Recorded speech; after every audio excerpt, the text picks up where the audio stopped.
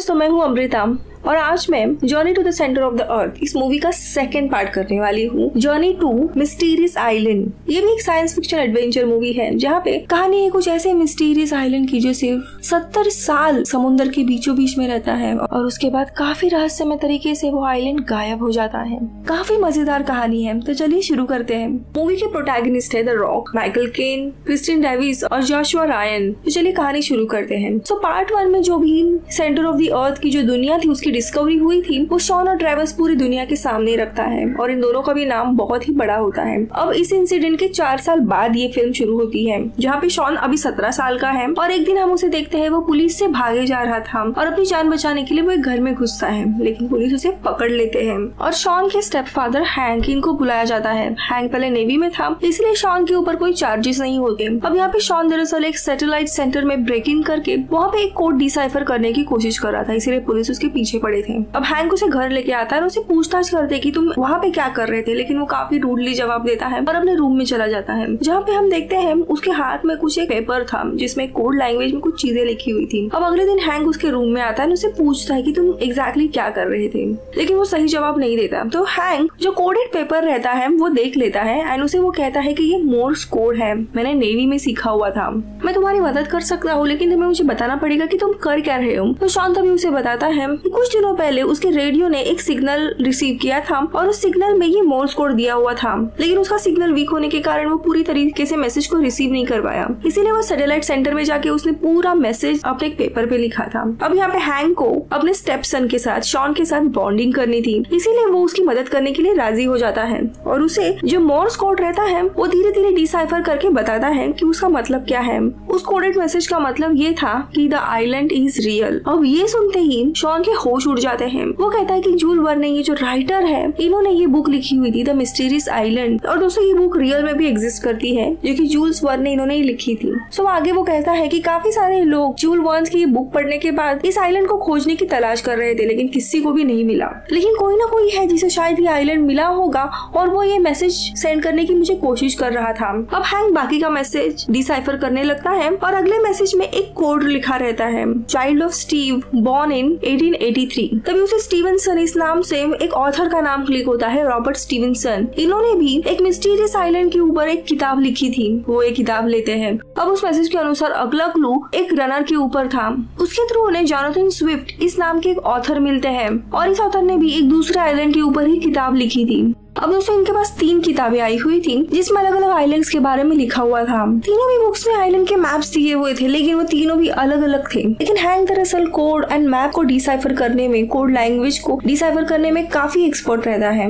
वो एक तरीका आजमाता है और इन तीनों भी मैप्स को एक दूसरे के ऊपर रखता है और नीचे से उन पे लाइट मारता है और शॉन को मिस्टीरियस आइलैंड का एक नया नक्शा मिल जाता है जिस और तो और उसके कोऑर्डिनेट्स भी दिए हुए थे। ये mysterious island western Pacific ocean में पलाव के आसपास ही था। अब शॉन तैयारी करने लगता है वहाँ जाने की, लेकिन हैंक उसे साफ साफ मना कर देता है कि किसी पागल ने तुम्हें ये कोड्स भेजे हैं और तुम वहाँ जाने के लिए निकल रहे हो, तुम तो बच्चे हो। तो शॉन कहता है किसी पागल ने नहीं बल्कि अलेक्जेंडर एंडरसन ने भेजे हुए हैं और वो मेरे दादाजी हैं, मुझे उनसे मिलना है। वो भी जूल्स वर्न ने इनके किताबों के बहुत बड़े फैन थे और उन्होंने ही ये आइलैंड ढूंढा है। अब ये सुनते ही हैंक अपने पत्नी यानी शॉन की माँ से बात करता है इसके बारे में और वो डिसाइड करता है कि शॉन के साथ वो भी इस आइलैंड पे जाने के लिए निकलेगा ताकि दोनों की बॉन्डिंग बन सके। अब ना चाहते हुए भी शॉन उसे अपने ट्रिप पे लेके जाता है। दोनों भी पलाव पहुंच जाते हैं और वहाँ पे वे लोग एक टूरिस्ट गाइड ढूंढने लगते हैं समुद्र के उस हिस्से में जाने के लिए जहाँ पे ये आइलैंड होने की आशंका है, लेकिन ये जो समुद्र का हिस्सा था वो बहुत ही खतरनाक था। उधर हमेशा हरिकेन्स, तूफान आते थे, इसीलिए कोई भी नहीं मानता, लेकिन इनमें से ही एक टूरिस्ट गबाटो मान जाता है। लेकिन बाद में उसकी बेटी जो कोऑर्डिनेट्स देखने के बाद इनसे 3000 अमेरिकन डॉलर्स की मांग करती है। शॉन जैसे ही काइलिनी को देखता है उसके प्यार में पड़ जाता है, इसीलिए हैंक 3000 डॉलर देने के लिए तैयार हो जाता है और ये लोग अपने हेलीकॉप्टर से निकल पड़ते हैं। थोड़े समय के बाद वो जगह आ जाती है, लेकिन वहाँ जाना खतरे से खाली नहीं था क्योंकि वहाँ पे बहुत बड़ा साइक्लोन था और ये विश्व का सबसे बड़ा महासागर था, पैसिफिक ओशन। इसीलिए गबाटो वापस जाने की की कोशिश करता है लेकिन बहुत देर हो गई थी। इनका हेलीकॉप्टर ऑलरेडी उस तूफान में फंस गया था। तभी शॉन कहता है कि डरो मत, हमें इसी साइक्लोन के अंदर से जाना है। लेकिन ये सुनते ही तीनों भी काफी डर जाते हैं और ना चाहते हुए भी इनका हेलीकॉप्टर उस साइक्लोन के अंदर चला जाता है और जैसे ही पानी में ये डूब जाते हैं, थोड़ी देर के बाद शॉन की आंख खुलती है। तब वो एक अलग ही आइलैंड पे बसा हुआ था, यानी इस मिस्टीरियस आइलैंड तक पहुंचने के लिए उस साइक्लोन के अंदर जाना पड़ता है। अब एग्जैक्टली ऐसा क्यों, ये हमें जल्दी पता लगेगा। ये लोग अभी आइलैंड से आगे बढ़ते हैं और काफी सारी डिस्कवरीज इनके हाथ लगती है, जैसे काफी छोटे छोटे एलिफेंट्स तो बहुत बड़े बटरफ्लाईज रहते हैं। यानी हमारे धरती पे जो जानवर बहुत बड़े हैं वो यहाँ पे छोटे थे और जो चीजें छोटी थी वो यहाँ पे बड़ी थी, जैसे बटरफ्लाईज। और सामने बहुत ही खूबसूरत नजारा था। अब यहाँ पे शॉन काफी एक्साइटेड था, उसे लगता है कि वो अपने दादाजी अलेक्जेंडर से मिलेगा, इसीलिए ये लोग आगे बढ़ते हैं। आगे इनको अजीब से रॉक दिखाई देते हैं, लेकिन अचानक से कुछ रॉक क्रैक होने लगते हैं और अंदर एक स्लाइमी सा मटेरियल था। तभी हैंक को रियलाइज होता है कि ये दरअसल रॉक नहीं है, ये एक बहुत बड़े लिजर्ड के अंडे हैं और साइड में ही बहुत बड़ी लिजर्ड सोई हुई थी। अब ये लोग चुपते हुए वहाँ से निकल जाने लगते हैं, लेकिन तभी गवाटो एक्सीडेंटली एक अंडे के अंदर नीचे गिर जाता है और जिसके कारण वो जो लिजर्ड रहती है वो उठ जाती है और इन चारों के ऊपर हमला करने लगती है। वो लिजर्ड अब इनको खाने वाली थी, लेकिन तभी अचानक से उस लिजर्ड के ऊपर काफी सारी लकड़ियों से हमला होने लगता है और देखते ही देखते वो लिजर्ड बेहोश हो जाती है। और तभी हम देखते हैं वहाँ पे अलेक्जेंडर को, यानी शॉन के दादाजी, शॉन के जो पिता थे, जो सेंटर ऑफ द अर्थ में मारे गए थे, उसके पिता थे अलेक्जेंडर। ये भी इसी मिस्टीरियस आइलैंड पे अटके हुए थे। अब उनसे मिलने के बाद शॉन बहुत ही ज्यादा खुश हो जाता है और वो इन चारों को अपने एक छोटे से घर लेके जाते हैं। यहाँ पे हैंक और अलेक्जेंडर में थोड़ी सी नोकझोंक होने लगती है और दोनों के भी ओपिनियन अलग अलग थे।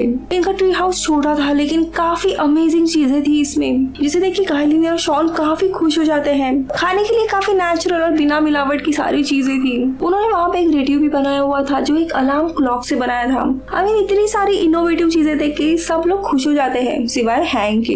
रेडियो देखते ही काइलिन उनसे कहती है कि हमें जल्द से जल्द संदेशा देके हेल्प के लिए किसी को बुलाना चाहिए, लेकिन अलेक्जेंडर कहता है कि ऐसा नहीं है, हमें 2 हफ्ते तक रुकना होगा ताकि सैटेलाइट की पोजीशन अपने डायरेक्शन में आए, तभी सिग्नल जा सकता है।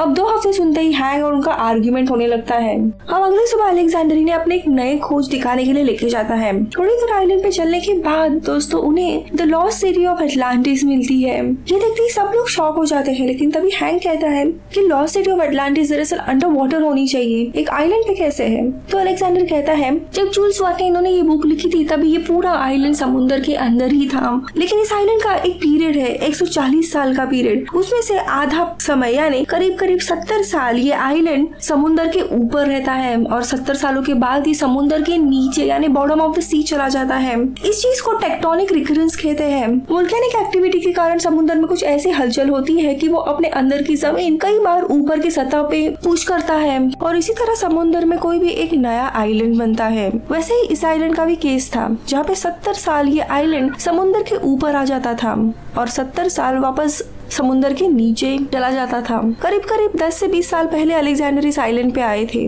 और इसी जगह पे वो बस गए, लेकिन उन्हें ये आइलैंड अपने बेटे या फिर उसके बेटे को दिखाना था, इसीलिए उन्होंने शॉन को वो मैसेज भेजा ताकि इस डिस्कवरी का पूरा क्रेडिट वो अपने पोते को दे सके और उसका नाम रोशन हो। उनकी स्टडीज के अनुसार अभी और 14 साल बचे हैं इस आइलैंड को समुद्र के नीचे जाने के लिए। ये सुनते ही ये लोग शॉक हो जाते हैं कि कितनी अनोखी डिस्कवरी इन्होंने आज की है। तो यहाँ पे हैंक एक चीज नोटिस करता है, ये जो लॉस्ट सिटी ऑफ अटलांटिस थी उसकी कई सारे दीवारों पे एक सफेद कलर का लेयर आया हुआ था।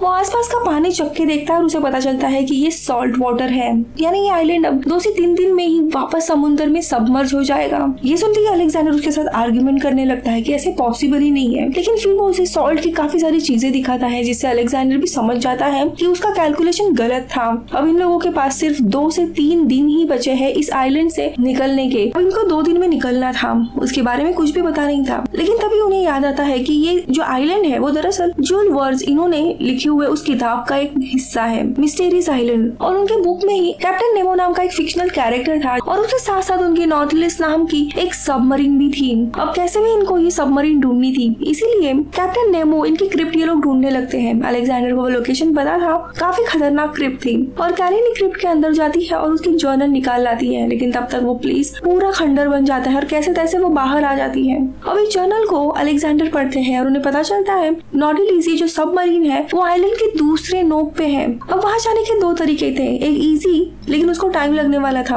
और दूसरा काफी डिफिकल्ट लेकिन वो जल्दी पहुंच जाते। अब इनके पास टाइम कम था इसलिए वो लोग डिफिकल्ट वे चूज करते हैं। ऑन द वे उन्हें काफी खतरनाक चीजें दिखाई देती हैं, ऐसे बड़े बड़े क्रीचर, कार्निवोरस प्लांट, ऐसे काफी सारी अजीब चीजें थी। उनसे बचते हुए ये लोग आगे निकलते हैं लेकिन आगे जाने पर उन्हें एक काफी अद्भुत चीज मिलती है, सोने का वोल्केनो। एक वोल्केनो था जो सोना उगल रहा था। ये देखते ही गबैट और शॉन को अब उस वोल्केनो के नजदीक जाना था सोना इकट्ठा करने के लिए, लेकिन हैंक मना कर देता है क्योंकि इस आइलैंड से अभी निकलना बहुत ज्यादा इंपॉर्टेंट था। इससे शॉन काफी नाराज हो जाता है, लेकिन उसे कैलिनी समझाती है कि इसमें मेरी एंड मेरे पिता की भी जान खतरे में जा सकती है, इसलिए बेहतर यही होगा हम यहाँ से निकलते हैं। और अब ये लोग उस जगह पे तो पहुंच जाते हैं लेकिन उन्हें पता लगता है जो नॉटिलिस सबमरीन है वो बहुत ही बड़े माउंटेन की चोटी के उस तरफ थी। अब इतने बड़े माउंटेन को कैसे क्लाइंब करना है, लेकिन तभी अलेक्जेंडर एक और तरकीब निकालता है। जो बर्ड्स हम अक्सर यहाँ पे छोटे देखते हैं वो उस जंगल में काफी बड़े थे, तो ये सब लोग उस बड़े से बर्ड्स की राइड लेते हैं और पर्वत की उस चोटी पे जाने लगते हैं। लेकिन तभी इनसे भी बहुत बड़ा बर्ड वहाँ पे आता है और इन छोटे पंछियों पे हमला करने लगता है। देखते ही देखते कैलिनी नीचे गिरने लगती है लेकिन शॉन उसकी जान बचा लेता है, लेकिन वो खुद गिर जाता है जिसके कारण उसका एंकल डिसलोकेट हो जाता है। अब यहाँ पे रात हो गई थी इसीलिए ये एक सेफ जगह देखते हैं एंड वहाँ पे आराम करते हैं, आसपास की फ्रूट खाते हैं। हैंक और अलेक्जेंडर मिलके शॉन का एंकल ठीक करते हैं। यहाँ पे हैंक शॉन के लिए एक सुंदर सा गाना गाता है ताकि वो अपना दर्द भूल सके और यहाँ फाइनली अलेक्जेंडर उसे उसके बारे में पूछता है और इन तीनों में भी अच्छी खासी बॉन्डिंग होने लगती है। अब ये सुनते ही गबैटो को काफी बुरा लगता है कि वो अपने बेटी को यूएस नहीं भेज सकता अच्छी पढ़ाई के लिए। अब रात में सब लोग सो जाते हैं। अब अगले दिन जब इनकी आंख खुलती तब आसपास पूरा पानी था। उन्हें लग रहा था 2 दिन के बाद ये आइलैंड पानी में चला जाएगा, लेकिन ये एक्टिविटी बहुत ही स्पीड अप हुई थी और कुछ चंद घंटे ही इनके पास बचे थे। लेकिन तभी इनको पता चलता है गबैटो अचानक से गायब हुआ है। कैलिनी को पता चल जाता है कि ये जरूर सोने की इस वोल्केनो में गए होंगे सोना इकट्ठा करने के लिए ताकि वो अपने बेटी को एक बेटर लाइफ दे सके। इसीलिए ये चारों लोग 2 ग्रुप में बढ़ जाते हैं। अलेक्जेंडर कैलिनी के साथ गबैटो को ढूंढने के लिए जाते हैं तो शॉन और हैंक क्लिफ्स पे जाके वो सबमरीन ढूंढने के लिए निकल जाते हैं। ये लोग जब माउंटेन की चोटी पे पहुंच जाते हैं तब वहाँ पे उन्हें कोई भी सबमरीन दिखाई नहीं देती। ये देख के शॉन पैनिक होने लगता है कि शायद अभी हम मरने वाले हैं। पानी की लेवल बढ़ती ही जा रही थी, लेकिन तभी हैंक को समझ आता है पानी की लेवल 100 फीट बढ़ने के कारण जो सबमरीन रखी गई थी वो अभी पूरी अंडर वाटर चली गई है। अभी कैसे तैसे एक ऑक्सीजन टैंक तैयार करते हैं और सीधा पानी में जंप मारते हैं। ऑलमोस्ट 50 फीट नीचे जाने के बाद उन्हें सबमरीन दिखाई देती है। ये लोग खुश हो जाते हैं, उसे ओपन करने की कोशिश करते हैं, लेकिन तभी अचानक से एक बहुत बड़ा इलेक्ट्रिक ईल आके इनके ऊपर हमला करता है। लेकिन पहले हमले से तो ये बच जाते हैं, लेकिन जैसे ही दूसरी बार हमला करने आता है ये लोग अंदर चले जाते हैं। तो यहाँ पे दूसरी तरफ कैलिनी अपने पिता को समझाती है कि सोने के पीछे ना पड़े, उसे बस अपने पिता प्यारे हैं और हमेशा उनके साथ रहना है, वो उनको खोना नहीं चाहती और उनके पास अभी ज्यादा देर नहीं है। अब ये जानने के बाद ये तीनों भी वहाँ से निकल पड़ते हैं। तो यहाँ पे दूसरी तरफ फाइनली इनको वो सबमरीन मिल गई थी, लेकिन इन्हें पता चलता है कि इसकी जो बैटरीज थी वो बहुत ही ज्यादा पुरानी है, ऑलमोस्ट 100 साल पुरानी, और वो एक्टिवेट नहीं हो सकती। लेकिन वो इलेक्ट्रिक ईल अभी भी इनके आसपास मंडरा रहा था। तो ये लोग एक तरकीब निकालते हैं। हैंक ऑक्सीजन टैंक लगा के शिप के बाहर चला जाता है। उसके हाथ में लोहे का एक रॉड था और उसे एक चैन बंधी हुई थी। जैसे ही ईल हैंक के ऊपर हमला करने आती है वो रॉड से उसे मार डालता है। वो जख्मी हो जाती है और उस चैन के जरिए सबमरीन को एक इलेक्ट्रिसिटी मिल जाती है जिसके कारण वो ऑन हो जाती है। ये ईल दरअसल काफी पावरफुल रहती है, 1000 वॉट्स की इलेक्ट्रिसिटी वो जनरेट कर रही थी। तो यहाँ पे दूसरी जगह पे ये तीनों भी उस पहाड़ की चोटी पे आ जाते हैं, लेकिन देखते ही देखते पूरा तूफान आने लगता है। पूरी सिटी समुद्र के नीचे दफन होने लगती है। सोने का वोल्केनो भी जोरों से इरप्ट होने लगता है। पूरा तूफान आ जाता है और देखते ही देखते तीनों जहाँ पे खड़े थे वो माउंटेन भी टूटने लगता है और तीनों भी समुद्र में गिर जाते हैं। सबमरीन शुरू हो गई थी। शॉन इन तीनों को भी देखता है और सबमरीन के अंदर लेता है। फाइनली ये लोग बच गए थे। कैलिनी काफी खुश हो जाती है और आखिरी में वो शॉन को किस करती है। अब देखते ही देखते वो इस तूफान से बाहर आ जाते हैं और अपने मेन लैंड पे आ जाते हैं। अब 6 महीने के बाद हम देखते हैं कैलिनी एंड गबैटो दोनों भी फाइनेंशियली काफी अच्छे खासे स्टेबल बन गए थे, क्योंकि गबैटो को नॉटिलिस वो जो सबमरीन था वो मिल गया था, काफी अच्छी खासे पैसे कमा रहा था। और अभी कैलिनी यूएस में पढ़ाई कर रही थी। वो शॉन के बर्थडे पे उसके घर चली जाती है और वहाँ पे अलेक्जेंडर आके उसे उसके नए एडवेंचर की एक किताब गिफ्ट करता है। ये किताब भी जूल वर्ने इनकी ही थी, from earth to the moon, और यही नेक्स्ट उनका फैमिली एडवेंचर है। सो ये फिल्म थी